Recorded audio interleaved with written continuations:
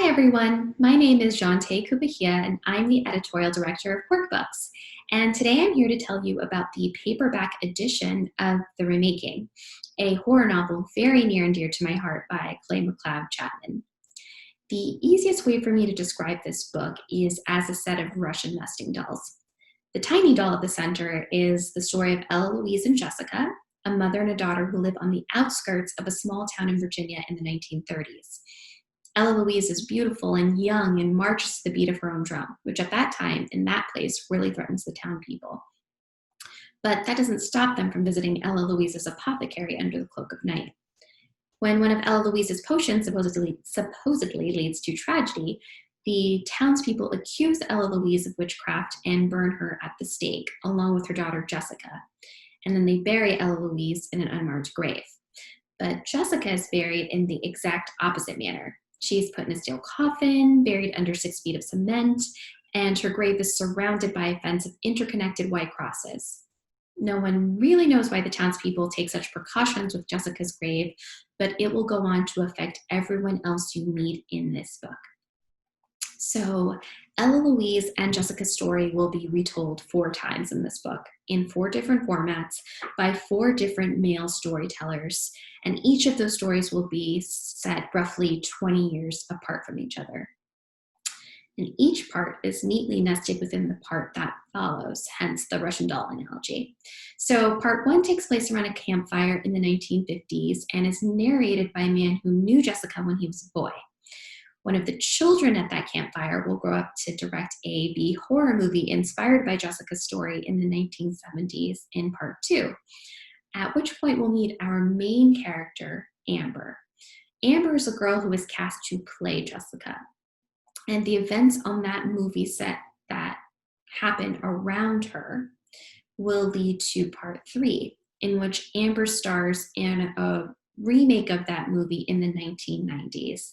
That's very similar to the real world movie, Scream. But this time she's playing the role of Ella Louise. That film is directed by a man who saw the original movie when he was a young boy and is now obsessed with Ella Louise, Jessica, and Amber. But a terrible tragedy happens on set, which leads to part 4, in which a male true crime podcaster tries to interview Amber about what happened. And then there's this amazing twist at the end of the book that ties everything together. So at its core, this book is about the horrors of storytelling, specifically the way in which true crime stories, which are often about female victims, get appropriated and sensationalized in movies, TV shows, books, and now podcasts. But in this case, the women at the center of this story are capable of avenging themselves beyond the grave in a way that victims in real life just aren't able to do.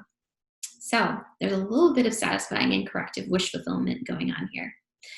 Another interesting bit of trivia is that Ella Louise and Jessica's story is inspired by a true story of a mother and daughter who were burned at the stake as witches in Kentucky in the early 20th century.